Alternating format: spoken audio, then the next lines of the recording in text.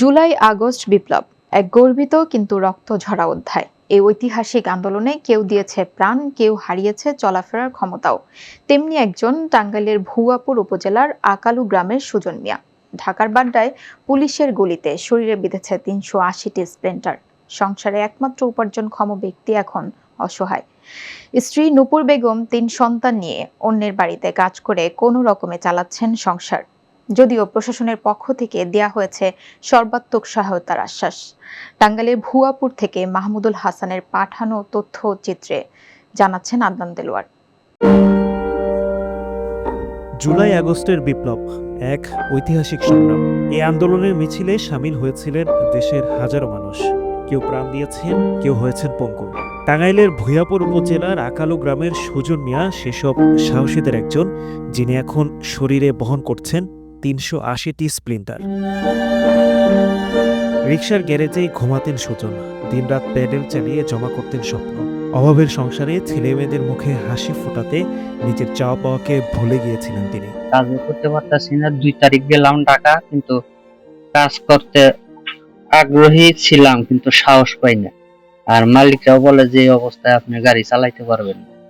যেহেতু আমি গাড়ি চালাইতাম, মালিকরা বলে গাড়ি চালাইতে পারবেন না, পুরা সুস্থ হয়ে নেন, বাইসা থাকলে কাজ করতে পারবেন। অর্থ সম্পদ নাই যে আমি 1 বছর বৈশা খাইলে মোটামুটি আমি চলতে পারবো, কিন্তু হে সামর্থ্য না। আমি একদিন বইয়া খাইলে 5 দিনকার মনে করেন ফেরবাদ। শিশুকাল থেকে প্রতিবাদী মন, সেই মন থেকে অংশ নেন বৈষম্য বিরোধী আন্দোলনে। বান্ডেল থাকলে প্রতি সেনমানিতে টাকা বাঁচবে। বিকাশ সেনমানি বান্ডেল কিনে জিতুন প্রতি লেনদেনে।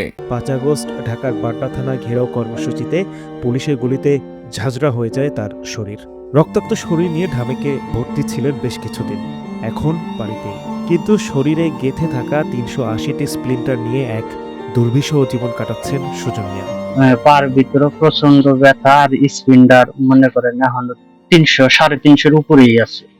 প্রচন্ড ব্যথা, অনেক কষ্ট হয় চলাফেরা। হাত পা নড়াইতেই পারতাম না। তখন কাড্ডা বইলা লাভ নাই, তখন শুধু খালি চিকিরি পারতাম।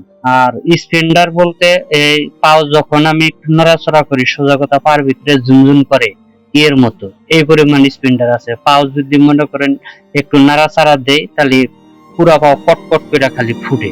চিকিৎসার খরচ মেটাতে করতে হয়েছে ধার দেনা, এখন তাও বন্ধ। ছেলেমেয়ের পড়ালেখা প্রায় থেমে গেছে। ভাঙা ঘরে কাটাচ্ছেন মানবতার জীবন। পোলাহানের পড়াশোনার তো খুব কষ্ট। ঘরে বসে রয়েছে আজকে যাবত 9 মাস। আমার খুব কষ্টে গেতেছে। পোলায় পরীক্ষা দিবার চাইতেছে না। পোলায় কয় যে পরীক্ষা দিমু, কারণ পরীক্ষার ফিস হয়েছে 800 টাকা। 800 টাকা পরীক্ষার ফিস দিয়া তুমি পরীক্ষা দেওয়া বা আমার গাইড কিনে দেওয়ার নেই, আমি কেমনি পরীক্ষা দিব? ঘরটা একবারে ভাঙ্গাচুরা। সবসময় রাত্রে বৃষ্টি নামলে ওইটা বইসা থাকুন লাগে। 2টা পোলা যে হওয়াইয়া মেয়েটা নিয়ে 2জন বৈশা থাকি, একবারে পানি পড়ে সব বশ হয়ে যায়। এলাকাবাসী বলছেন, এমন একজন সাহসীর পাশে দাঁড়ানো আমাদের দায়িত্ব। অভাবের কারণে ওর মা ওর বোনের বাড়িতে থাকে। এখন যে অবস্থা, ওদের দৈনন্দিন ওদের বাড়িতে চুলা জ্বলে না, আসলে এইভাবে তো চলতেছে না।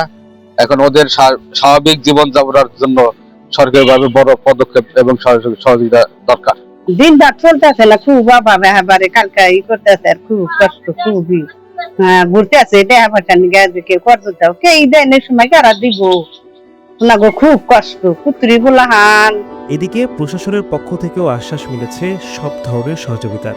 দেখেছি যে তার বাড়ি থেকে পানি পড়ে, আমরা এখানে উপজেলা থেকে আমরা টিনের ব্যবস্থা করে দিয়েছি, এবং প্রাথমিকভাবে যে আমাদের সরকার থেকে যে প্রাপ্ত শুকনো খবর সেটা আমরা ব্যবস্থা করে দিয়েছি। এবং আমরা যে যারা এরকম দুঃখ কষ্টে দিন যাপন করতে আছে, তারা যেন ভালোভাবে থাকতে পারে, এবং সরকারি যে কোনো সাহায্য পাওয়া মাত্রই যেন তাদের কাছে আমরা পৌঁছে দিতে পারি, সে ব্যাপারে সবসময় আমরা তাদের পরিবারের সাথে খোঁজ খবর রাখতে আসছি, এবং তাদেরকে আমরা স্থায়ীভাবে পুনর্বাসনের জন্য উপজেলা প্রশাসন থেকে চিন্তা করি। একটি পরিবারের ভাঙা স্বপ্ন আবার জোড়া লাগতে পারে যদি সমাজ, রাষ্ট্র সহযোগিতার হাত বাড়ায়।